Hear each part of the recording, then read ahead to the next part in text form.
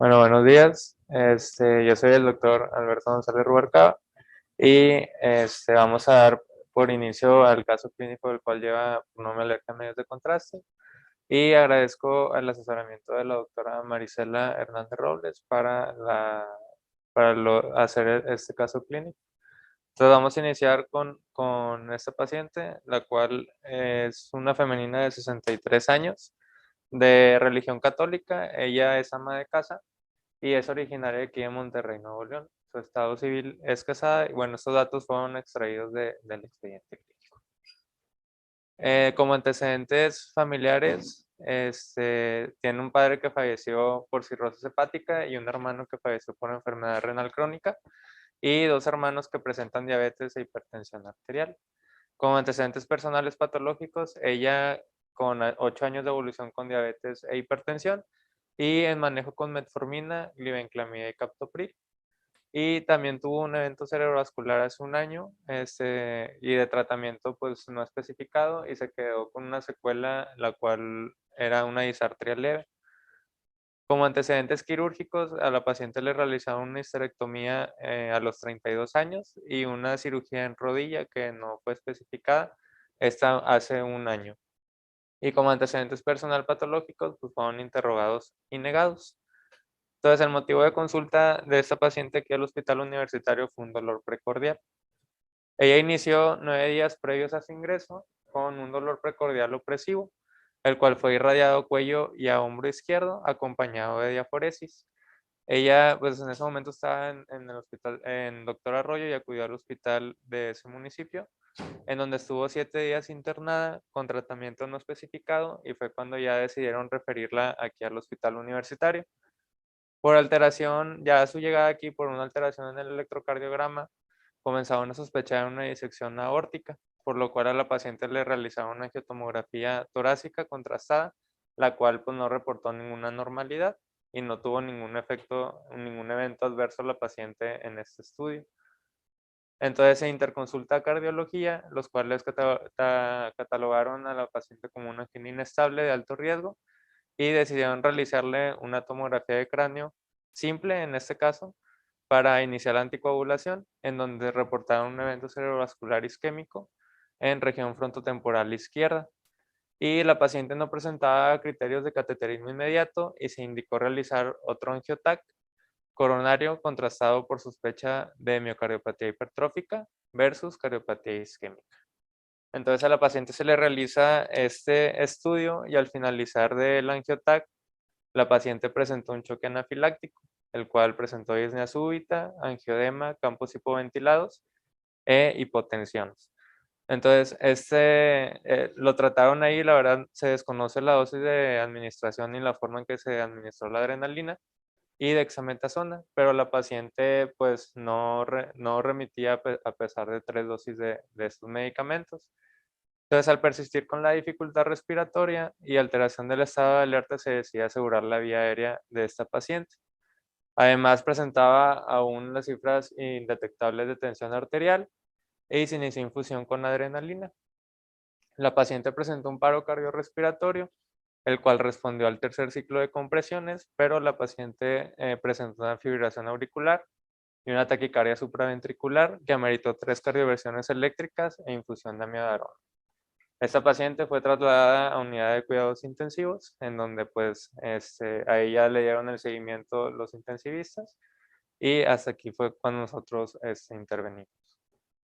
Entonces vamos a hablar sobre alergia a medios de contraste. Es la sesión que vamos a tener el día de hoy. Y vamos a hablar de un poco de historia, la cual a inicios del siglo XX los medios de contraste se introdujeron en la práctica clínica, pero estos medios de contraste pues eran tóxicos y aparte tenían poca radiopacidad. Fue hasta 1950 cuando se usaban cada vez más los medios de contraste porque además había nuevas fórmulas las cuales eran menos tóxicas y tenían mayor resolución. Y también en 1970 fueron desarrollados los medios de contraste yodados diméricos no iónicos y derivados con mayor osmolaridad fisiológica. Y en 1980 el gadolinio fue aprobado para su uso parenteral y hasta la fecha el gadolinio se ha utilizado en más de 300 millones de pacientes. Y actualmente más de 75 millones de tomografías o estudios se realizan al año en todo el mundo, y la mitad de ellos se utilizan con medios de contraste. Entonces tenemos que los principales medios de contraste que tenemos son los yodados, los cuales son los que se utilizan en las tomografías, en la fluoroscopía y en el es para intervencionismo, y los que son a base de gadolínio, los cuales se utilizan para la resonancia magnética. Y el objetivo de estos medios de contraste es para mejorar las diferencias entre los tejidos del cuerpo. Entonces, la clasificación de los medios de contraste yodados son sales de yodo cuya estructura está tiene un anillo de benceno con al menos 3 átomos de yodo. Aquí podemos ver el anillo de benceno con los 3 átomos de yodo. Y el número de los átomos de yodo son los responsables de producir la radiopacidad. Y estos pueden ser monoméricos si tienen solamente un anillo de benceno, o pueden ser diméricos, como en la imagen que tenemos aquí abajo, los cuales están unidos los anillos de benceno. Y la unión de los elementos estructurales al anillo de benceno determina las propiedades farmacológicas y características físico-químicas. Entonces, estos medios de contraste pueden ser iónicos si se transforman en iones o si están cargados con partículas en una solución acuosa. Y los no iónicos si no se forman iones o se permanecen neutros en una solución. Y también hay una clasificación que es por la osmolalidad. Tanto los iónicos como los no iónicos pueden ser monoméricos o diméricos. Aquellos que son monoméricos, tanto en los iónicos como los no iónicos, estos tienen una osmolalidad más alta. En caso de los iónicos, con osmolalidad alta monoméricos, tienen una osmolalidad más de 1400 miliosmoles, y el caso de los diméricos, una de 600 miliosmoles. En los no iónicos, el monomérico de baja osmolalidad es de 500 a 850 miliosmoles, y el dimérico, que es el no iónico dimérico, es el que tiene la osmolalidad más baja de todas, que es de 290 miliosmoles, que bueno, se considera que este es isosmolar. Entonces, como epidemiología, como ya lo comenté, 75 millones de tomografías se realizan al año en Estados Unidos, y la mitad de ellos utilizan medios de contraste. La prevalencia se estima de una alergia a medios de contraste de 1 en 170,000 en las ocasiones que se utiliza, el cual representa casi el 0.1%.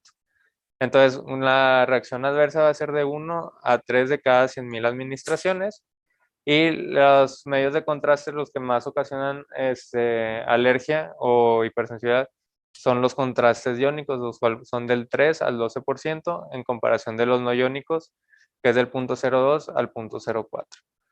La mayoría de las reacciones que se van a presentar en estos casos, pues la mayoría van a ser leves, pero en raras ocasiones pueden ser graves con fatalidad.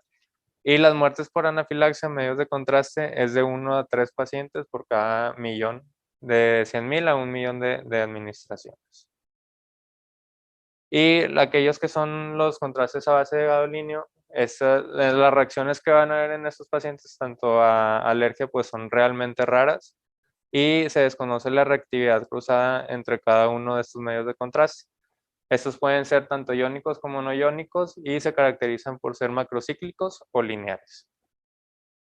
Entonces, las tasas de reacciones pues son más raras en comparación de los yodados. Estos varían del 0.02 al 0.09, y la mayor parte de ellos, cerca del 96%, van a ser leves y autolimitadas. Se han reportado reacciones graves y potencialmente mortales, pero pues realmente son reportes de caso. Y los agentes no iónicos con un quelato lineal, estos son menos alergénicos que los que son iónicos con un quelato macrocíclico. Entonces, ¿cuáles son los factores de riesgo para presentar una alergia a los medios de contraste? Pues una de ellas es la administración repetida de estos medios de contraste, y que sean medios de contraste de baja osmolalidad, que el paciente tenga enfermedades cardiopulmonares, una falla renal con creatinina mayor a 2 miligramos sobre decilitro, enfermedades con involucro renal como diabetes, hipertensión. Recordemos que la paciente tenía estos datos. Antecedente de alergia a algún medicamento, una reacción previa con medios de contraste yodados, que sea de género femenino, y que use tratamientos como betabloqueadores, yecas o inhibidores de la bomba de protones. ya que es un estudio donde analizaron cuáles eran los factores de riesgo para presentar alergia a medios de contraste, como presentar atopia, asma, seres de género femenino, enfermedad cardiovascular y reacciones previas a los medios de contraste, tanto también alergia a algún otro medicamento y mastocitosis, pues esa no era tanto. Entonces, también para aclarar mitos, antes se creía que los pacientes que presentaban alguna alergia a moluscos, a los crustáceos, pescados y yodos de otras fuentes, eran más propensos a presentar alergia a los medios de contraste, pues esto ya pues sigue siendo un mito. Vaya. Entonces hay que aclarar a los pacientes acerca de esto cuando los tengamos enfrente. Entonces tenemos que la reacción adversa a los medios de contraste puede ser por toxicidad, que es por el efecto farmacológico, y esta es una toxicidad orgánica. Y los que son por hipersensibilidad, pues son una reacción inmediata, la cual se presenta en la primera hora, y esta es mediada por IgE y pues se caracteriza por los síntomas alérgicos que ya conocemos. Y la reacción no inmediata, se puede presentar entre un día a los 7 días, y esta es mediada por células T, y principalmente son síntomas cutáneos, y aquellos eventos que no son relacionados por los medios de contraste, pues son síntomas inespecíficos. Entonces se cree que las reacciones son similares a una alergia, la clasifican como reacciones anafilactoides en la mayoría de las ocasiones que se presentan en los medios de contraste, y estas son por que el material de contraste granula los mastocitos. Las verdaderas reacciones alérgicas realmente son raras y pueden ser leves o pueden tanto ser de leves a graves. Y estas son dosis dependiente y de la concentración y la osmolaridad de los medios de contraste. Entonces, la patogenia de las reacciones inmediatas, pues hay varios mecanismos que se han propuesto. Uno de ellos es el efecto directo sobre la membrana del mastocito relacionado con la osmolaridad del medio de contraste. El otro es una activación del complemento por medio de anafilotoxinas, una formación directa de bradicinina, y aquellas que son mediadas por Ig van a provocar una liberación de histamina en los basófilos y en los mastocitos. Entonces, ha habido como que especulaciones a lo largo de los años en cuanto a la fisiopatogenia de la alergia a los medios de contraste, y no se ha considerado como si fuera alérgico en la mayoría de los casos, sino es como una reacción anafilactoide. Y en las reacciones retardadas o las reacciones tardías, estas principalmente son mediadas por células T, y esta se ha demostrado por unas pruebas de parches positivas, las pruebas intradérmicas retardadas, biopsia con infiltrados de células T y reaparición de erupción después de una prueba de provocación. Entonces, en resumen, tenemos que la hipersensibilidad de los medios de contraste, las reacciones inmediatas pueden ser tanto no inmunológicas, la cual es el efecto directo del medio de contraste sobre las células cebadas, y aquellas que son mediadas por Ig, y las reacciones tardías que son mediadas por células T. Las manifestaciones clínicas, principalmente, el órgano que más se va a afectar va a ser la piel. Y la característica de las reacciones pues inmediatas es que ocurre dentro de los primeros 20 minutos, pero por definición es en la primera hora. Y estas se pueden clasificar como alérgicos o fisiológicos por el medio de contraste, dependiendo de la presentación clínica que vayamos a tener. Entonces, el 70% de las manifestaciones que vamos a tener en estos pacientes va a ser un eritema o urticaria acompañado o no de angioedema en el 70%. El resto de las manifestaciones clínicas pues son similares a los datos que vamos a tener en una anafilaxia, como disnea, náusea y vómito e hipotensión. Entonces, para la clasificación de la severidad o la gravedad de la anafilaxia, pues la clasificación que ya conocemos de Braun, que no me voy a detener a explicarla, ya la hemos visto en múltiples ocasiones. Y las reacciones tardías regularmente ocurre dentro de los primeros 3 días, con una resolución al menos de 7 días. Y el síntoma o la manifestación clínica principal va a ser un rash maculopapular en el 30 al 90%, seguido de urticaria con o sin angioedema, que esta era la principal en las reacciones inmediatas. Se han reportado dermatitis de contacto, eritema fibropigmentado, y los casos graves, pero pues que son raros, son Steven Johnson, necrólisis epidérmica tóxica, un síndrome de Dres y vasculitis. Y las reacciones no alérgicas, que son por la infusión del medicamento, pues puede ser un calor transitorio o escalofríos, náuseas o vómitos, mareo, hipertensión, dolor torácico, arritmias, edema pulmonar. Y estos usualmente ocurren en la primera hora de la administración y se resuelven espontáneamente y tienden a ser reacciones leves. Entonces aquí tenemos un estudio en el cual se estudiaron cerca de 350 pacientes, en el cual el síntoma más, bueno, el órgano más afectado fue el cutáneo en el 88.7%. Lo que llama la atención de este estudio es que a 190 pacientes en este estudio se les realizaron pruebas de alergia y solamente 15 las presentaron positivas. Entonces, pues es algo pues, que llama la atención en este estudio. Y la escala de gravedad para los medios de contraste, pues tenemos varios órganos involucrados y dependiendo de cómo se vayan afectando, pues ya se clasifica si es grado 1, grado 2, grado 3 o grado 4. La piel está afectado en todas las escalas de gravedad y ya se va agregando, por ejemplo, si el paciente presenta náusea, cólicos, lo clasificamos como un grado 2 y va progresando en cuanto va aumentando la gravedad.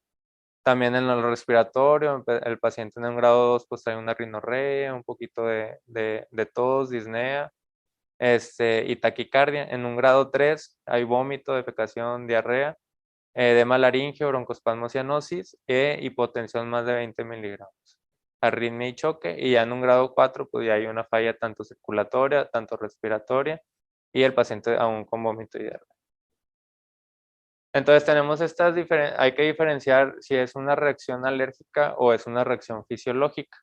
El tiempo tanto para la fisiológica como en la hipersensibilidad es la misma, es en cuestión de minutos a horas, y los signos y síntomas sí se diferencian. Tenemos que en la fisiológica pues es algo que esperamos por la infusión del medio de contraste, un calor transitorio, reacciones localizadas en el lugar de inyección, solamente el prurito, náuseas o vómitos, hipertensión, dolor torácico, estornudos, reacción vasovagal. Y en tanto en la hipersensibilidad, pues son los síntomas clásicos: urticaria, angioedema, una tos, sibilancias o presión torácica, choque anafiláctico, ronquera o estridor. Y la posible fisiopatología, pues ya la identificamos en caso de que sea fisiológica por el mismo medio de contraste. Y en el caso de hipersensibilidad, pues puede ser por IgE o una reacción anafilactoide. La severidad, tanto en los dos, pues tienden a ser leves y autolimitadas, pero en el caso de la hipersensibilidad, pues hay casos graves que se han reportado. Los factores de riesgo, tanto en la fisiológica es que sea una dosis alta y en la hipersensibilidad es que el paciente haya tenido una reacción previa. Y las pruebas de alergia están indicadas, pues en la fisiológica no, pero en la que es por hipersensibilidad, en caso de que el paciente haya tenido una reacción grave, se recomienda realizar una prueba de cutánea o de parche. Entonces el diagnóstico pues es clínico inicialmente, se tiene que preguntar cuál fue el medio de contraste que se utilizó, la administración previa de medios de contraste, el tipo de síntomas que presentó y a cuánto tiempo lo presentó, y la forma de administración del tratamiento utilizado para revertir estos síntomas. Entonces, para el diagnóstico, en caso de que el paciente haya tenido anafilaxia, en la fase aguda, los niveles de triptasa al inicio de los síntomas, a las 2 horas y a las 24 horas, que él debe tener un aumento por más de 2, sugiere que el paciente tiene anafilaxia. Y en las reacciones tardías, en caso de que se sospeche, por ejemplo, un DRESS, un Steven Johnson, pues pedir una biometría hemática, una química sanguínea, para verificar la función renal, hepática, etc. La activación de basófilos, esto es para detectar los marcadores de activación de los basófilos, y esta es algo que se ha ido utilizando cada vez más en distintos medicamentos como metalactámicos, quinolonas, corticosteroides y los medios de contraste. Tiene resultados prometedores porque pacientes que ya se sometieron a pruebas cutáneas y esta ha salido positiva en el 62.5%, entonces pues es algo que tenemos como opción para los medios de contraste. Y las pruebas cutáneas, estas pruebas cutáneas, la sensibilidad de las pruebas varía entre el 4 y el 73%. Es un margen muy amplio para las pruebas cutáneas, pero esto es porque a veces se desconoce cuál fue el medio de contraste que se utilizó, el tiempo en que el paciente presentó la reacción y hasta cuando acude a realizarse las pruebas. Entonces, por eso es por el margen que está muy amplio. La prueba cutánea se tiene que hacer pues sin dilución, y en una prueba intradérmica la dilución tiene que ser 1 en 10. Y si las reacciones fueron más graves, hay que diluirla más. En caso de las reacciones tardías, las pruebas de parche y las pruebas intradérmicas se pueden realizar a las 48, 72 y 96 horas y a los 7 días. Y lo que sí llamó la atención en este artículo es que las pruebas cutáneas se deben de realizar de 2 a 6 meses después de que el paciente presentó la reacción. Ya después de los 6 meses ya baja mucho el resultado, el resultado que se vaya a tener. Entonces, ese es otro estudio de cuando hicieron pruebas cutáneas a pacientes con sospecha de alergia a medios de contraste. En este fueron un total de 597 pacientes, en el cual salieron positivos 80 de ellos. De estos 80, 17 fueron reexpuestos al medio de contraste y solamente uno no lo toleró. 16 pacientes de estos 17 que se volvieron a exponer al medio de contraste no presentó ninguna reacción. Y las pruebas de provocación, ese es el gol estándar para diagnosticar esto, ya se confirma o excluye el diagnóstico cuando no hay otra evidencia disponible y se puede utilizar para buscar un medio de contraste alternativo. La prueba consiste en administrar a dosis crecientes el medio de contraste. En caso de que la reacción haya sido inmediata, aumentar de cada 30 o 45 minutos y en caso de que la reacción haya sido tardía, aumentarlo cada hora. Y también se puede hacer esta prueba de provocación en 2 días, separados por una semana, en caso de que las reacciones tardías hayan sido graves, se puede hacer así. Y nada más para mencionar, la reactividad cruzada, la que más se asocia es con el iodixanol y el iohexol, que estos son medios de contraste no iónicos. El resto pues ya son asociaciones frecuentes y asociaciones limitadas en cuanto a la reactividad cruzada. Entonces ya como resumen, tenemos este algoritmo en cual tienes un paciente sugestivo de una reacción de hipersensibilidad y la reacción fue inmediata, lo primero que hay que hacer es hacer una prueba cutánea e intradérmica. En caso de que salga positiva, pues una prueba de provocación en un día y en caso de que salga negativa, también pues hacer esta opción de la prueba de provocación. En caso de que la reacción haya sido tardía, hacer pruebas de parche y las pruebas intradérmicas. En caso de que salga positiva, hacerla en 2 días, la prueba de provocación. Y si salió negativa y la reacción que presentó el paciente fue leve, se puede hacer la prueba de provocación en un día. Y en caso de que haya sido una reacción moderada o severa, hacerla en 2 días. Y si no fue sugestivo de una hipersensibilidad, pues no se requieren hacer más estudios. Entonces, ya para el tratamiento, pues hay que tener un plan de acción, pues como vimos el caso clínico que pues realmente llegó hasta terapia intensiva al paciente, hay que tener una comunicación con el radiólogo intervencionista o en caso de los medios de contraste, un acceso intravenoso, el oxígeno suplementario e iniciar fluidoterapia. Si un paciente presentó una reacción previa de hipersensibilidad a un medio de contraste y requiere un nuevo uso de medio de contraste, pues se tiene que verificar cuál fue el que se utilizó en ese momento para no volverlo a utilizar. Y una nueva exposición a medio de contraste debe evitarse en pacientes que tuvieron un antecedente grave. Entonces, pues ya para los tratamientos que se recomiendan en estos casos, es aquellas reacciones fisiológicas, si el paciente tuvo una reacción vasovagal, y fue leve, pues lo que se recomienda es elevar las piernas y administrar fluidoterapia. Si ya esta reacción vasovagal fue pues grave, lo que se recomienda también es la fluidoterapia y iniciar atropina. En caso de una crisis hipertensiva, la betalol, usar algún diurético, nitroglicerina, y en caso de edema pulmonar, pues también con diurético. Los regímenes de premedicación bueno, que se utilizan es, en caso de que se vaya a utilizar el medio de contraste, iniciar con prednisona de 50 miligramos 13 horas, 7 horas y 1 hora antes de que se administre, junto con difenhidramina 1 hora antes del evento. Pero en caso de que sea una situación emergente, como la interconsulta que tuvimos esta semana, pues se puede realizar también metilprednisolona 40 miligramos o hidrocortisona 200 miligramos cada 4 horas hasta que se haga el estudio, junto con algún antihistamínico 1 hora antes del estudio. Y para las reacciones alérgicas, pues tenemos, por ejemplo, si un paciente nos hace urticaria, pues iniciar con antihistamínico, dependiendo si es leve, moderada o grave. En caso de que tenga broncoespasmo, puedes utilizar algún beta bloqueador, digo, una agonista beta, o epinefrina, y en caso de que tenga un edema laringio, también usar epinefrina. La verdad es un tema, pues no son tantas interconsultas que tenemos, pero tuvimos esta semana un paciente que tenía alergia a medios de contraste y pues se sugirió este régimen. Entonces, pues es algo que tenemos que tener en mente, algo que se puede volver a presentar y no sé si tengan alguna duda. ¿Mande? La paciente había presentado, nos interconsultaron esta semana una paciente que tuvo alergia a medios de contraste hace como 6 meses y le querían hacer una angiotac. Entonces, pues se sugirió el régimen de premedicación. Al final no se le hicieron por otros motivos, pero pues fue lo que se sugirió. Y ya.